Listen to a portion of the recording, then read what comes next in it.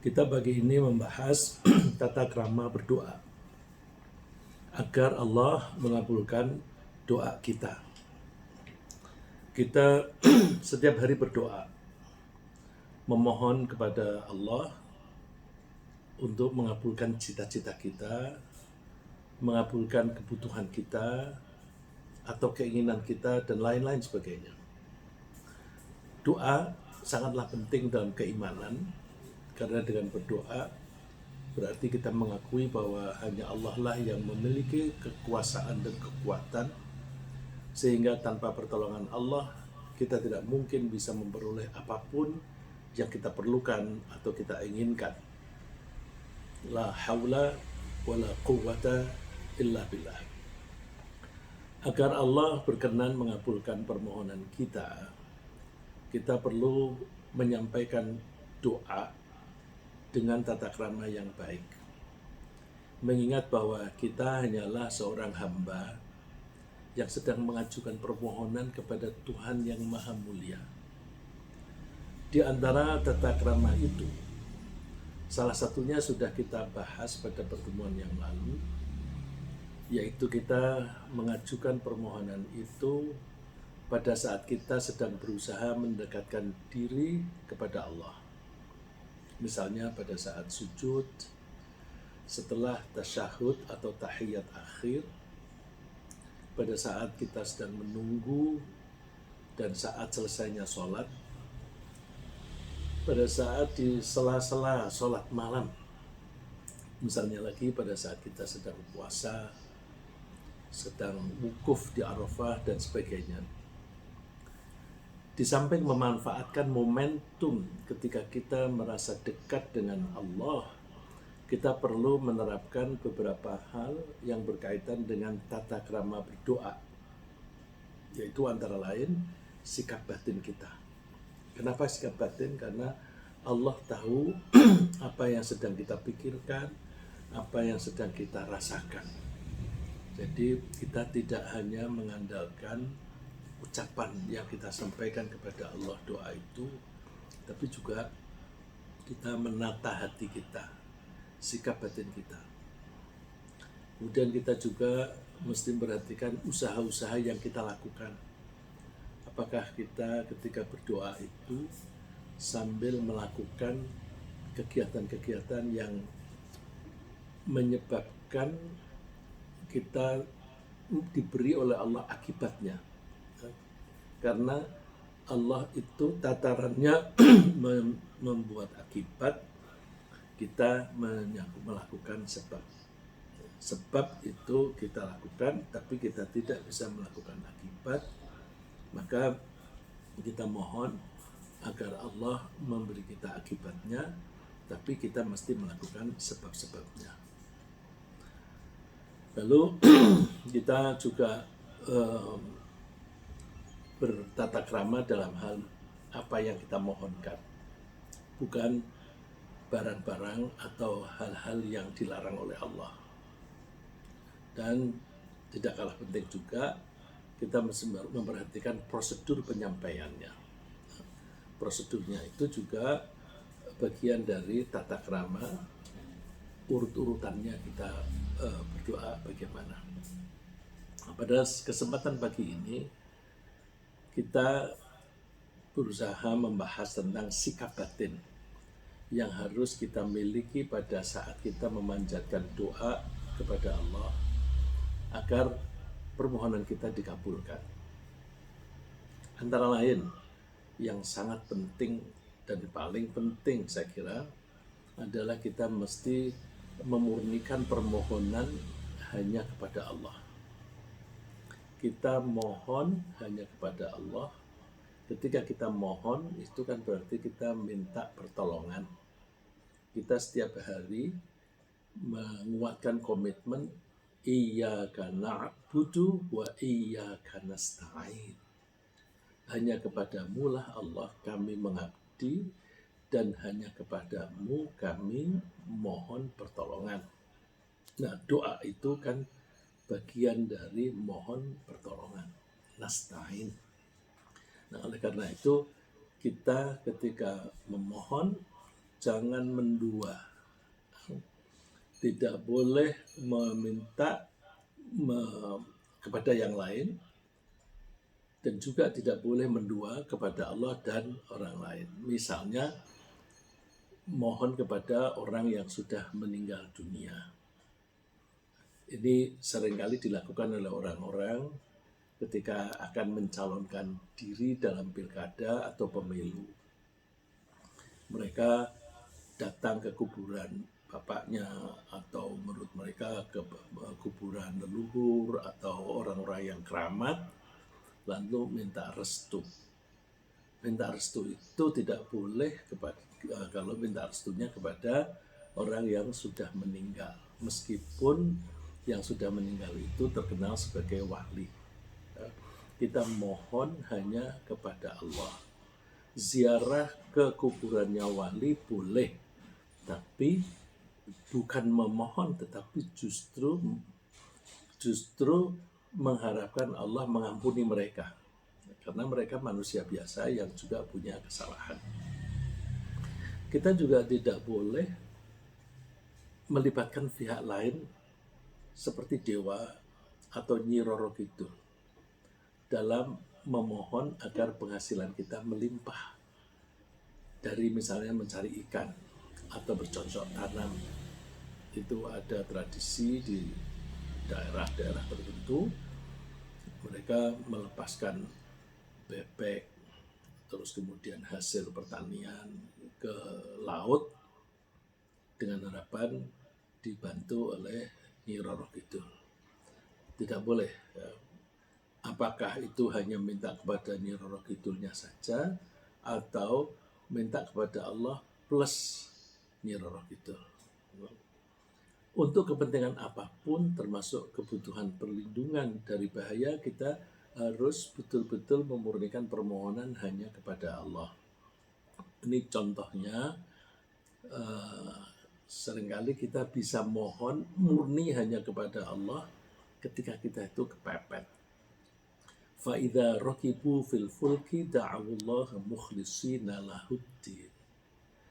Ketika mereka naik kapal, mereka berdoa kepada Allah dengan memurnikan doa itu atau memurnikan ketaatannya kepada Allah. Jadi ketika dalam keadaan betul-betul kepepet di tengah laut, gelap gulita, tidak ada orang yang bisa menolong, nah saat itu lalu bisa memurnikan permohonan hanya kepada Allah. Kita menyadari bahwa Allah selalu menghendaki kebaikan untuk kita. Misalnya, Allah menghendaki kita sehat dengan selalu memberi kita peringatan sebelum datangnya bahaya. Sebelum terjadi dehidrasi yang mengancam kehidupan kita, Allah memberi kita rasa haus agar kita minum. Demikian juga Allah memberi rasa capek dan kantuk agar kita beristirahat. Lalu kalau kita jauh dari sakit, kalau kita jatuh sakit, kita berdoa memohon kepada Allah agar kita kembali sehat, sambil mengakui kesalahan kita sendiri dalam mengelola kesehatan. Jadi tadi yang pertama memurnikan permohonan hanya kepada Allah. Yang kedua, kita menyadari bahwa kita harus mempunyai sikap kembali kepada Allah, kembali taat kepadanya. Jadi saya berikan contoh, misalnya ketika kita sakit, sebenarnya sakit itu adalah peringatan dari Allah bahwa kita telah mengelola diri kita dengan tidak baik. Oleh karena itu, begitu ada teguran, kita langsung kembali kepada Allah. Ya Allah, terima kasih Allah, Engkau menegur aku. Ya. Ketika flu, kita bersin, alhamdulillah. Ini banyak orang yang heran, bersin itu kan sakit, tapi kok malah alhamdulillah. Ya, alhamdulillah itu antara lain karena kita sedang diperingatkan oleh Allah. You have wrongly managed atau you have mismanaged yourself. Kamu telah mengelola dirimu dengan salah. Kamu tidak memberi dirimu beristirahat, tidak cukup tidurnya, dan terlalu banyak memikirkan lain-lain, stres sehingga tidak bisa tidur dan sebagainya. Itu teguran. Maka alhamdulillah aku ditegur.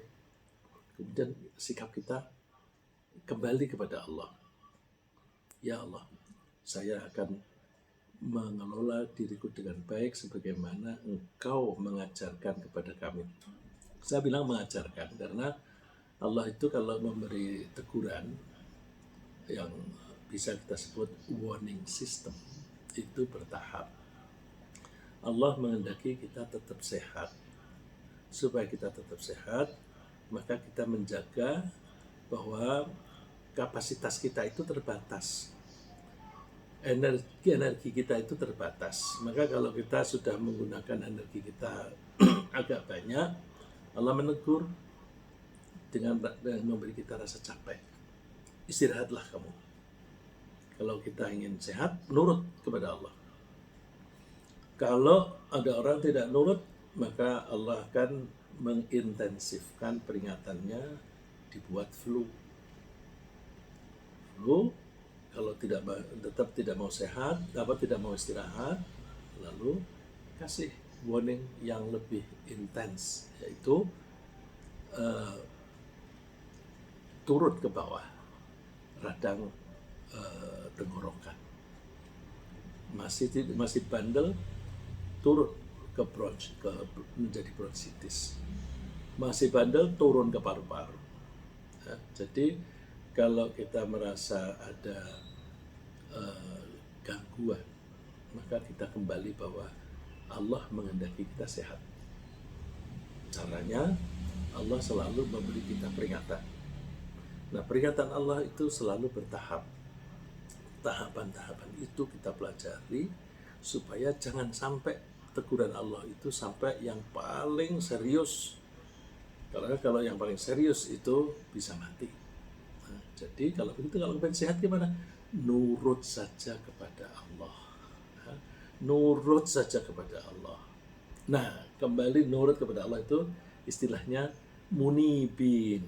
Seperti di ayat ini, wa idza massanna sadurrun da'aw rabbahum munibina ilaih. Dan apabila manusia disentuh oleh suatu bahaya, mereka menyeru Tuhannya dengan kembali bertobat kepadanya. Bertobat itu artinya kembali. Sikap mental yang kembali kepada Allah. Jadi kita ketika ditegur oleh Allah, alhamdulillah, terima kasih Allah. Terima kasih Allah. Kemudian yang ketiga, ketika kita berdoa, kita mesti berdoa dengan hati yang khusyuk sambil berharap-harap cemas. Kalau di hati kita ada rasa cinta kepada Allah, maka di hati kita akan muncul keinginan dekat dengan Allah. Dan kita ingin doa kita dikabulkan. Tapi pada waktu bersamaan akan muncul kekhawatiran bahwa Allah tidak berkenan dengan perilaku kita yang kadang-kadang melanggar peraturannya. Sehingga kita ragu apakah doa kita akan dikabulkan atau tidak. Jadi di hati kita itu ada campuran antara cinta dan takut. Seseorang kalau mencintai seseorang lain atau mencintai Allah, pasti cinta itu disertai dengan takut. Makanya takwa itu adalah cinta kepada Allah, dan di dalam takwa itu juga ada takut kepada Allah. Jadi kalau takwa diartikan mencintai Allah benar, kalau takwa diartikan takut kepada Allah juga benar. Tapi intinya ada pada cinta. Nah, kalau kita kiaskan saja, ketika kita mencintai seseorang, mencintai suami kita, mencintai istri kita, kita itu ingin selalu dekat dengannya. Terus kalau kita berbuat sesuatu yang menyebabkan dia marah, waduh, dia nggak suka dengan ini, lalu kita cemas, khawatir dia menjauh dari kita. Jadi kalau kita mencintai Allah, kita ingin selalu dekat, dan kita khawatir Allah tidak mau dekat dengan kita. Allah tidak mau dekat dengan kita kalau kita suka melanggar. Maka ketika kita beribadah, termasuk ketika kita berdoa, kita itu ingin dekat dan ingin dikabulkan. Tapi ada kekhawatiran, jangan-jangan aku tidak diterima, jangan-jangan doaku tidak dikabulkan. Ini ada contoh seorang yang soleh, yaitu Nabi Zakaria. Fastajabna lahu wa wahabna lahu Yahya wa aslahna lahu zawjah. Nabi Zakaria itu sudah umurnya makin senior, tapi tidak punya anak. Padahal beliau tugasnya mengajak orang untuk mengabdi kepada Allah. Dia belum ada penggantinya. Maka beliau mohon kepada Allah supaya diberi pengganti. Jadi permohonannya itu bukan ingin anak yang lucu, tapi ingin anak yang mengganti dan meneruskan tugas beliau sebagai utusan Allah. Nah, jadi doanya tidak egois. Lalu dituruti oleh Allah. Turuti, bahkan ketika Allah memberi kabar beliau akan punya anak, sekaligus disebutkan namanya. Jadi nama anaknya itu Yahya, itu pemberian dari Allah. Bukan hanya diberi anak yang soleh, tapi istrinya pun juga istri yang soleh. Wa aslahna lahu zawjah. Aku bikin istrinya solihah. Indikasi solehahnya apa? Innahum kanu yusari'una fil khairati wa yad'unana raghaban wa rahaba. Mereka itu bercepat-cepat melakukan kebaikan. Jadi begitu ada peluang, ambil. Jadi kalau kita biasanya kan peluang itu peluang bisnis. Ini peluang bisnis, ambil. Kesempatan tidak datang dua kali. Nah, kesempatan untuk mendapatkan pahala itu juga jarang. Nah, misalnya, ini saya salut dengan teman melihat pengajian lewat Zoom di suatu masjid. Kalau 100 kok terus pada mental. Ternyata kapasitas Zoom-nya itu maksimum 100. Berkali-kali begitu dia melihatnya, ini kan problemnya. Ini kan problem, banyak orang tidak bisa masuk. Nah, seperti bisnis, problem itu selalu bisa diubah menjadi opportunity. Nah, ini ada problem ini, orang-orang tidak bisa masuk ke pengajian. Ini kesempatan bagiku untuk meraih pahala. Boleh nggak aku yang membiayai peningkatan kapasitasnya? Itu kan jeli itu melihat kesempatan. Langsung negosiasi, boleh. Masjidnya gimana mau melarang? Ini ada orang kepingin mendapatkan pahala kok dilarang. Ya udah, welcome. Nah, ini keluarganya Nabi Zakaria begitu demikian. Dan ketika mereka berdoa, wa yad'unana raghaban wa rahaba. Dan mereka memanggil-manggil kami dengan rasa cinta dan takut. Raghaba itu mencintai, kepingin dekat. Rohaba itu takut, kepingin menjauh. Nah, campur antara perasaan cinta dan takut ini itu perlu kita kembangkan di dalam berdoa.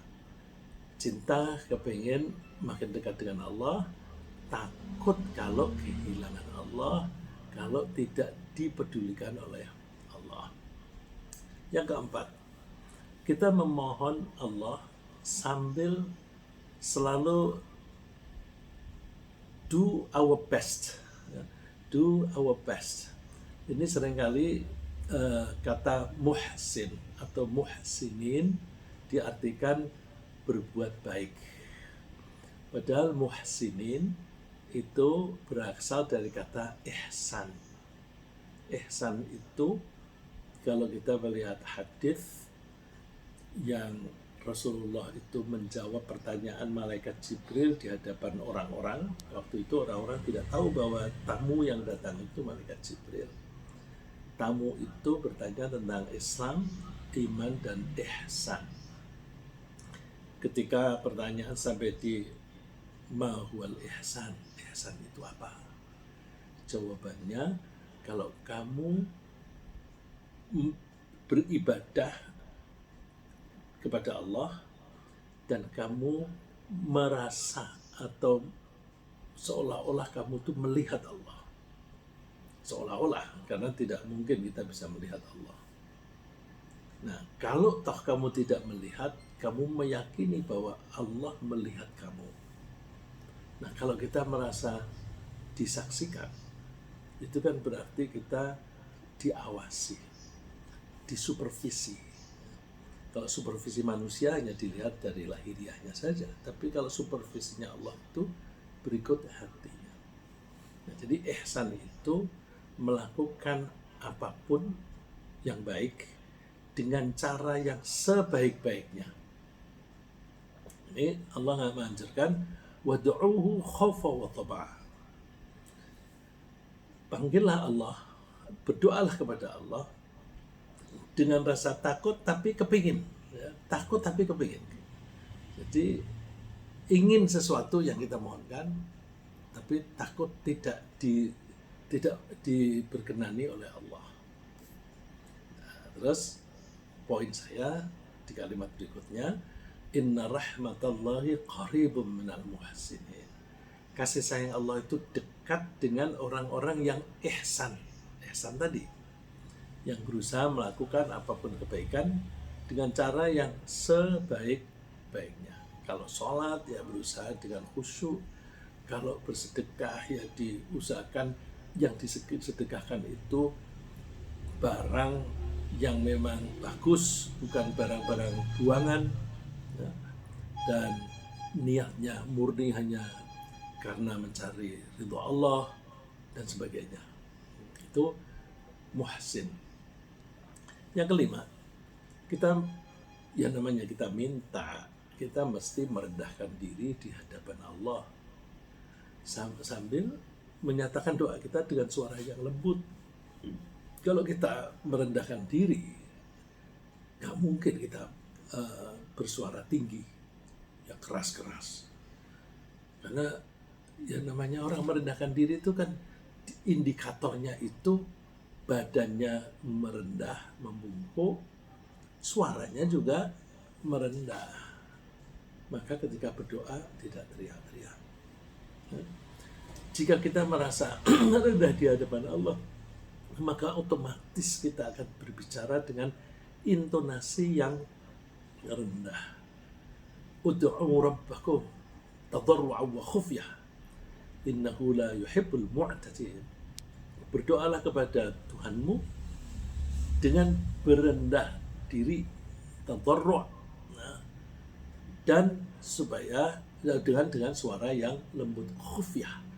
Khufyah itu samar, suara yang orang lain menganggapnya samar, tapi Allah tidak pernah samar. Innahu la yuhibbul mu'tadin. Sesungguhnya Allah tidak menyukai orang-orang yang melampaui batas. Jadi tidak layak kalau kita berdoa sambil teriak-teriak.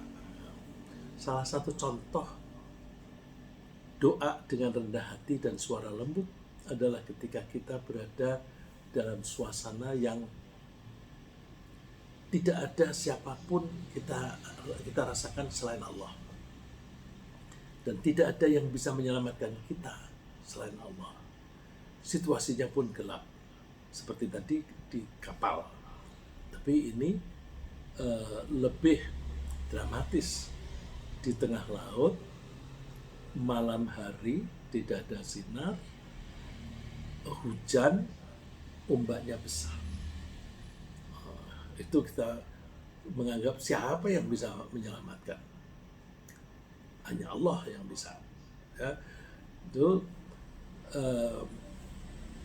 kita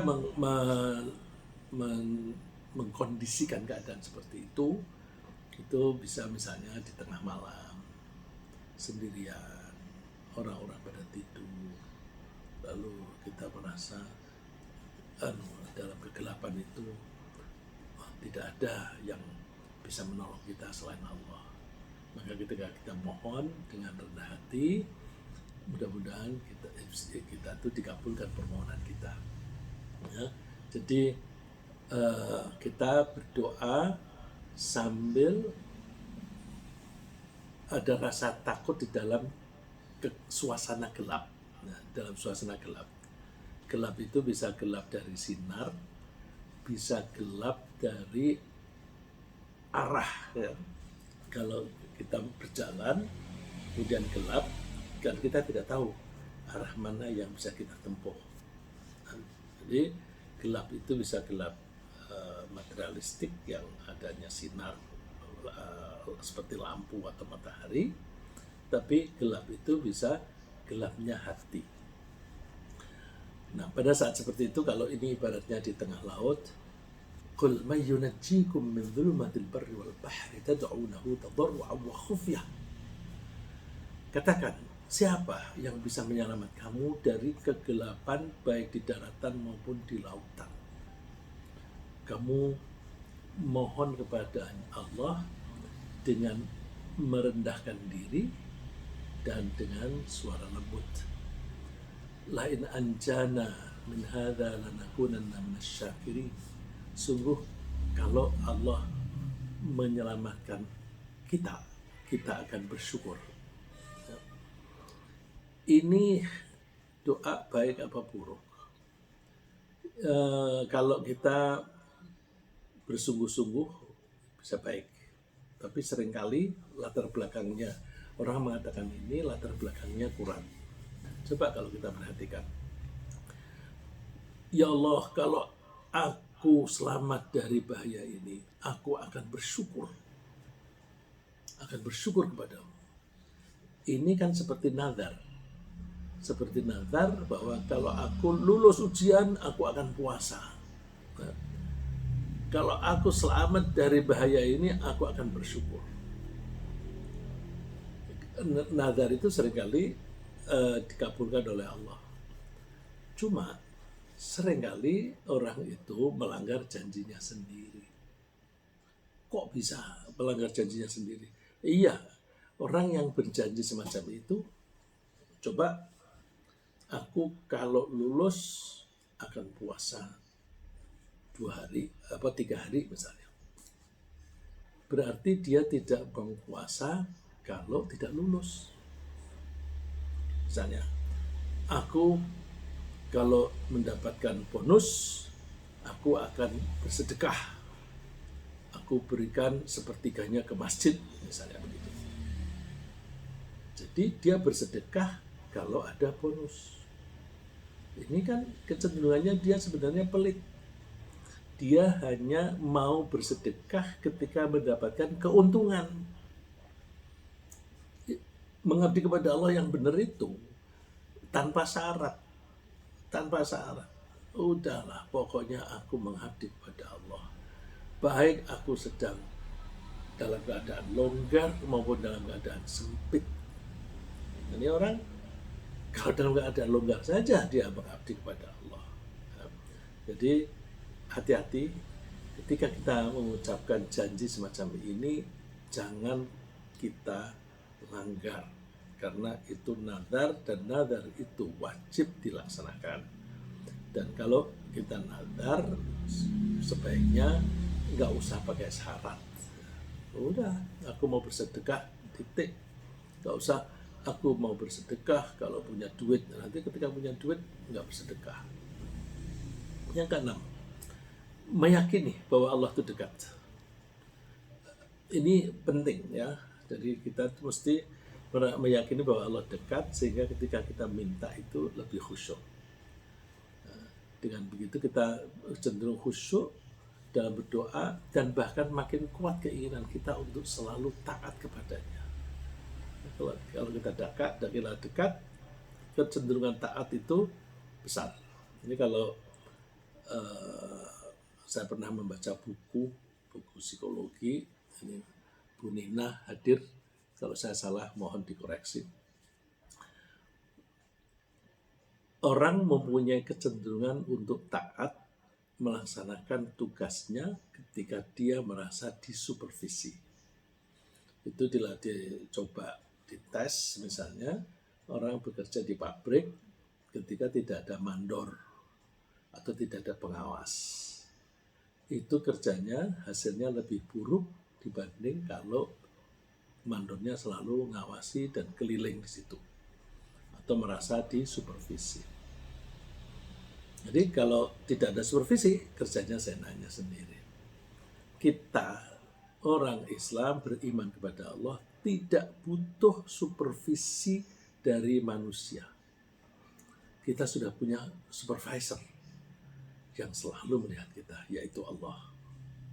Maka kalau kita selalu merasa dekat dengan Allah, tidak mungkin kita berani mencuri, tidak mungkin kita berani korupsi. Karena apa? Kita disupervisi terus-terusan. Orang berani korupsi karena dia lengah, dia tidak menganggap ada supervisor. Jadi supervisi itu mendorong seseorang untuk conform, bukan confirm ya, tapi conform, berusaha untuk taat melaksanakan tugas-tugas yang semestinya dia lakukan. Allah sendiri menyebutnya, wa idza sa'alaka ibadi anni fa inni qarib. Kalau hambaku bertanya tentang aku, katakan bahwa aku dekat. Nah, kalimat itu diikuti dengan ujibu da'watad da'.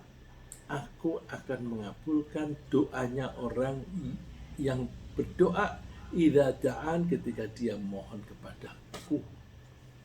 Jadi rasa Allah dekat itu penting.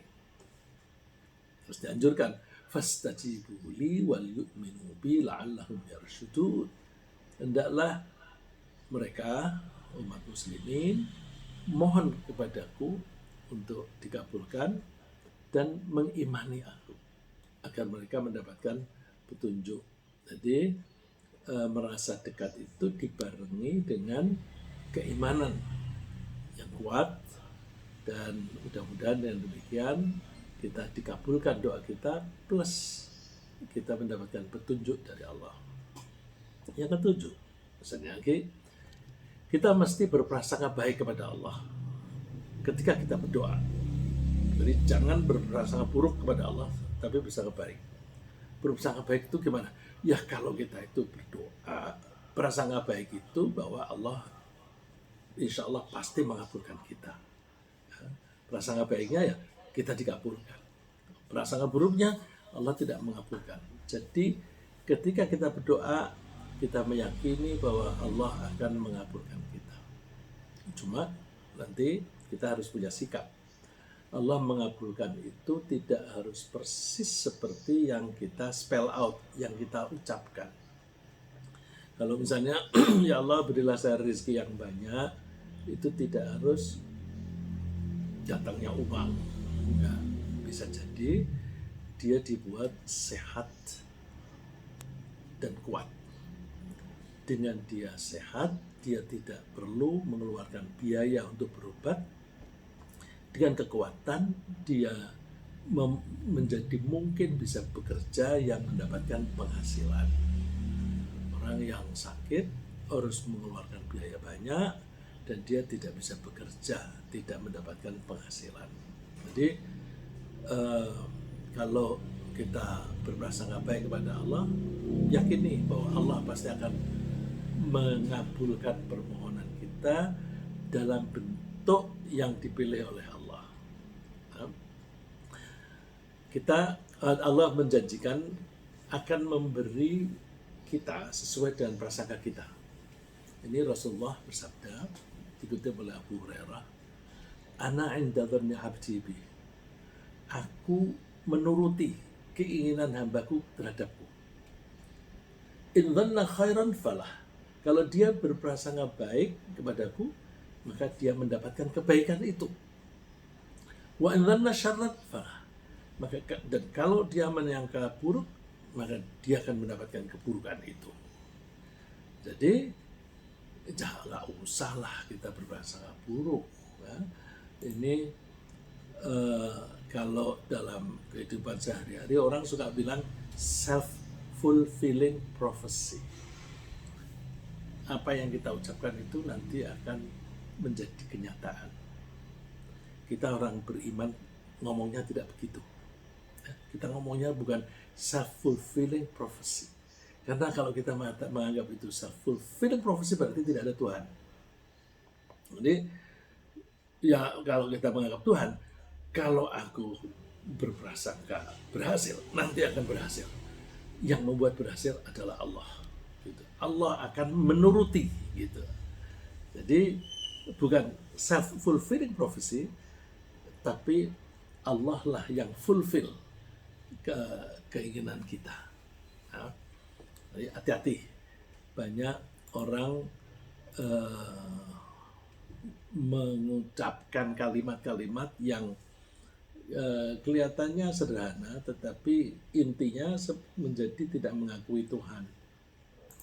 Kalau orang Jawa itu nggak boleh ngomong tentang kematian.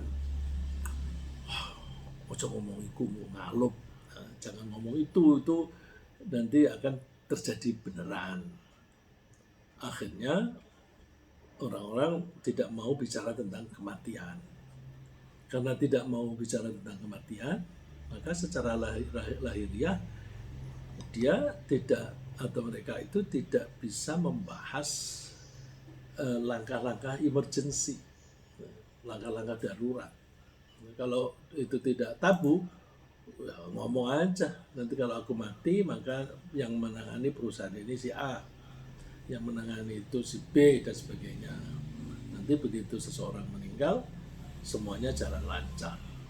Tapi kalau takut tabu begitu, tidak dibahas, begitu seseorang mati, orang pada bingung, diapain ini, gitu. Ya. Jadi kita tidak menganggap self-fulfilling prophecy, tetapi Allah akan menuruti prasangka kita. Kalau prasangka kita baik, Allah akan mewujudkan kebaikan itu. Kalau prasangka kita buruk, Allah akan mewujudkan keburukan itu. Yang kedelapan, kita tidak boleh buru-buru dalam berdoa. Bukan maksudnya berburu itu doanya cepet-cepetan, tapi buru-buru artinya pengen segera dikabulkan. Kalau kita buru-buru, maka ada kesan bahwa kita itu mendikte Allah. Tuhan, aku sudah berdoa 100 kali, bahkan aku sudah berdoa di bawah Ka'bah, di Multazam, tapi kenapa belum berhasil juga? Itu menyalahkan Allah, menyalahkan Allah. Bahkan juga mendikte seolah Allah harus menuruti dia. Nggak bisa. Allah itu tidak bertanggung jawab kepada kita. Kitalah yang bertanggung jawab kepada Allah. Jadi nggak bisa kita menuntut Allah. Kita sebagai, kalau kita karyawan saja itu tidak bisa menuntut direksi, karena direksi tidak bertanggung jawab kepada kita. Kita yang bertanggung jawab kepada direksi. Itu sesama manusia, yang manusia itu tidak menciptakan kita. Kalau terhadap Allah, kita tidak pada posisi menuntut Allah. untuk menuruti apa yang atau untuk berbuat seperti yang kita inginkan. Allah punya pola sendiri. La yus'alu amma yaf'alu wa hum yus'alun. Allah tidak diminta pertanggungjawaban, tapi merekalah manusialah yang akan diminta jawaban. Jadi oleh karena itu kalau kita berdoa jangan pernah buru-buru. Rasulullah bersabda, yustajabu li ahadikum malam ya'jal. Kalian akan dituruti oleh Allah sepanjang tidak buru-buru. Buru-burunya gimana? Yaqulu da'autu falam yastajib li. Aku sudah berdoa, tapi Allah tidak mengabulkan aku. Itu bisa putus asa. Allah tidak mengabulkan aku. Ya Allah belum aja, dan tunggu aja. Gitu. Nah, itu tadi sikap batin. Bagaimana tentang prosedur? Ini prosedur sudah sering kita singgung. Mengenai prosedur berdoa itu sebaiknya kita mulai dengan pujian kepada Allah. Memuji dengan Allah itu gimana? Muji itu bisa dengan alhamdulillah, bisa juga dengan menyebut asmaul husna. Setiap doa sependek apapun kita mesti sertakan pujian kepada Allah. Lalu lebih bagus lagi ditambah dengan sholawat kepada Nabi Muhammad SAW. Nah, sholawat itu kita harapkan amal sholawat itu kita harapkan menjadi wasilah yang ikut mendorong agar doa kita dikabulkan. Setelah itu baru kita sampaikan permohonan kita. Nah, setelah kita sampaikan, kita tutup dengan sholawat lagi. Lalu diakhiri dengan hamdalah atau dengan pujian kepada Allah. Jadi doa itu kayak dibungkus, ya. Doa di tengah, dimulai dengan pujian kepada Allah, kemudian sholawat, baru doa. Terus diakhiri dengan sholawat dan pujian kepada Allah. Dengan begitu doa itu sebagian kecil dari yang kita sampaikan. Permohonan kita itu sebagian kecil dari paket atau package yang namanya doa. Ini ada kasus kejadian seseorang sholat, kemudian dia bacaannya agak keras sehingga Rasulullah mendengar. Terus Rasulullah komentar, ajilah hada. Orang ini buru-buru. Kemudian Rasulullah memanggil orang itu. Dan Rasulullah menasihati, kalau kamu sholat, mulailah dengan memuji Allah dan kemudian bersolawatlah kepada Nabi SAW, nabinya ya beliau sendiri. Kemudian berdoalah setelah itu, mohon apa saja yang dia kehendaki. Nah, jadi tidak buru-buru dalam hal prosedur. Kalau tadi buru-buru dalam hal dikabulkannya, nah sini tidak buru-buru dalam hal prosedur. Nah, pujian kepada Allah bisa dinyatakan dengan menyebutkan Asmaul Husna yang mana saja, karena Asmaul Husna itu artinya sifat-sifat baiknya Allah. Kalau itu sifat-sifat baiknya Allah, ya berarti pujian. Ada contoh doa yang pendek-pendek, tetapi Allah mengabulkan, yaitu doanya para nabi. Nah, doanya para nabi itu pendek-pendek, tapi selalu ada doanya. Namun sebelum itu, ya, ini dalilnya bahwa kita itu kalau berdoa sertakan Asmaul Husna. Qul ud'ullaha aw ud'ur rahman ayyamma tad'u falahul asmaul husna. Katakan, mohonlah kepada Allah atau mohon kepada Ar-Rahman yang Maha Penyayang. Apapun yang kamu minta, maka Allah itu punya nama-nama yang baik. Nah, jadi Kalau kita mohon ampunan dari Allah, kita sertakan Ghafurur Rahim. Kalau kita sedang mohon rezeki, Allah kita sebut sebagai Ar-Razzaq. Kalau kita dalam keadaan galau, gundah gulana, kita bisa menyebut Allah sebagai Ar-Rahman, Ar-Rahim. Ya. Di dalam Al-Quran itu sendiri ada satu surat yang pendek, dan itu sekaligus contoh kalau kita berdoa. Apa itu? Surat Al-Fatihah. Surat Al-Fatihah itu kan isinya doa. Coba, surat Al-Fatihah itu ayatnya ada 7. Bismillahirrahmanirrahim. Alhamdulillahirrabbilalamin. Ar-Rahmanirrahim. Maliki yaumiddin. 4 ayat itu semua pujian kepada Allah. Mulai dengan Bismillah, menyebut Allah, asma Allah, Ar-Rahman Ar-Rahim, asmaul husna, ada 2. Ya. Alhamdulillahi Rabbil Alamin. Alhamdulillah, pujian lagi. Rabbil Alamin, Allah itu yang mengatur alam raya ini. Itu pujian juga. Diulang lagi Ar-Rahman Ar-Rahim. Terus Maliki Yaumiddin, Allah itu yang memiliki hari pembalasan atau yang menguasai hari pembalasan. Itu pujian juga. Jadi pujiannya itu sampai 4 ayat dan isinya banyak. Isinya banyak. Karena di Bismillah itu ada 2 Ar-Rahman Ar-Rahim. Di ayat kedua ada Alhamdulillah dan Rabbil Alamin dan seterusnya. Setelah itu, setelah muji Allah, kita sampaikan komitmen. Ini kan seperti Nabi Zakaria. Komitmennya ingin menyampaikan dakwah. Nah, ini komitmen kita umum. Iyyaka na'budu wa iyyaka nasta'in. Hanya kepadamu Allah kami mengabdi, dan hanya kepadamu kami mohon pertolongan. Baru kita sampaikan doa. Ihdinas siratal mustaqim. Tunjukilah kami ke jalan yang lurus.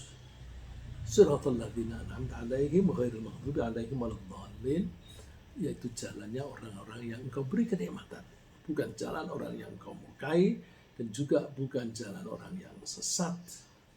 Jadi sebelum mengajukan permohonan, kita sampaikan pujian-pujian kepada Allah. Nah, ini contoh doa yang bagus. Karena ini isinya doa, maka ketika kita baca Al-Fatihah, kita ikuti dengan amin. Karena doa. Ya. Kalaupun kita misalnya tidak panjang doa kita, sebenarnya Al-Fatihah itu tidak panjang, tapi ada misalnya doa yang pendek, kita panjatkan dengan disertai pujian kepada Allah, meskipun pendek. Ini doanya Rasulullah yang dikutip oleh Anas bin Malik. Karena Nabi sallallahu alaihi wasallam idza karabahu amr, Rasulullah itu ketika tertimpa suatu kesulitan atau sesuatu yang menyusahkan, Rasulullah berdoa, ya hayyu ya qayyum birahmatika astaghith. Ya hayyu, wahai yang hidup, itu pujian asmaul husna.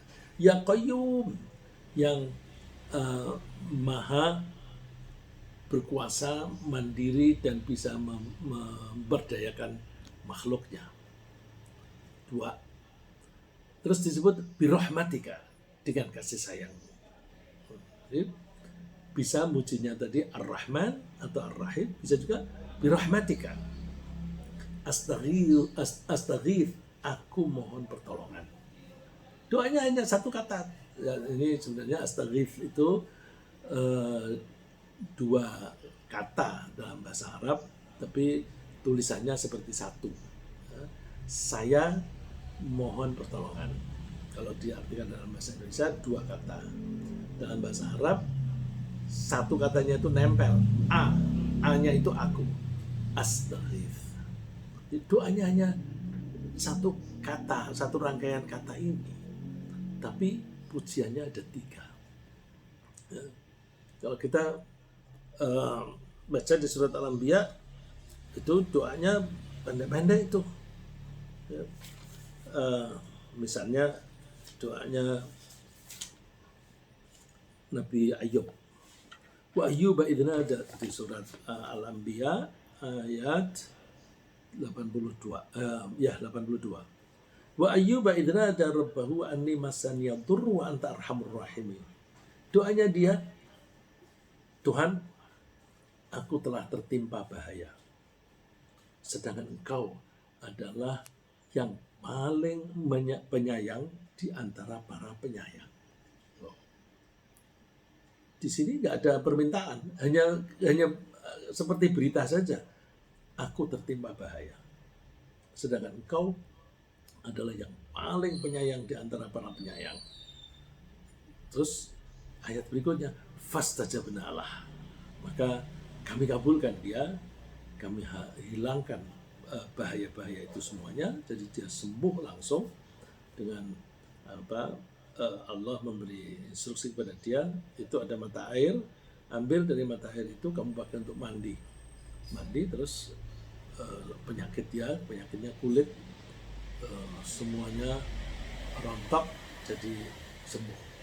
Jadi ada beberapa doa lagi di urut-urutan dari situ, pendek-pendek dan dikabulkan.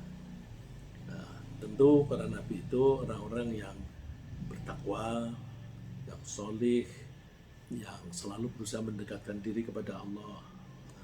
Nah, ketika berdoa mereka dikabulkan, tapi prosedur doanya itu mesti ada pujian. Dan ini Allah mengabarkan juga bahwa di surga pun orang-orang itu berdoa, tapi doanya itu isinya ya pujian-pujian. Da'wahum fiha subhanakallahumma wa tahiyyatuhum fiha salam. Doa mereka di dalam surga adalah subhanakallahumma, maha suci Engkau. Wa tahiyyatuhum fiha salam, dan salam penghormatan mereka kalau ketemu salam. Jadi kalau kita bilang salam saja boleh. Assalamualaikum boleh. Kalau orang Bani Israel salam, itu ya artinya sama dengan salam. Terus wa akhiru da'wahum alhamdulillahirabbil alamin. Akhir dari doa mereka adalah alhamdulillahirabbil alamin, pujian lagi. Ya, saya kira sementara begitu ringkasannya adalah bahwa ada beberapa hal mengenai tata krama berdoa agar Allah mengabulkan doa kita. Antara lain saja, kita memurnikan permohonan hanya kepada Allah, kita membangun sikap selalu kembali kepada Allah, selalu mengembalikan urusan kepada Allah. Kita berusaha khusyuk dalam berdoa dengan harap-harap cemas. Kita merendahkan diri dengan suara yang lembut. Dan kita meyakini bahwa Allah dekat dan Allah akan mengabulkan permohonan kita. Dan kita tidak tergesa-gesa menuntut agar Allah segera mengabulkan. Dan sambil memuji Allah dan bersalawat ketika kita berdoa. Supaya pujian dan salawat itu mengantarkan doa kita kepada Allah. Demikian, semoga kita bisa menjaga sopan santun sehingga Allah berkenan mengabulkan permohonan kita. Amin.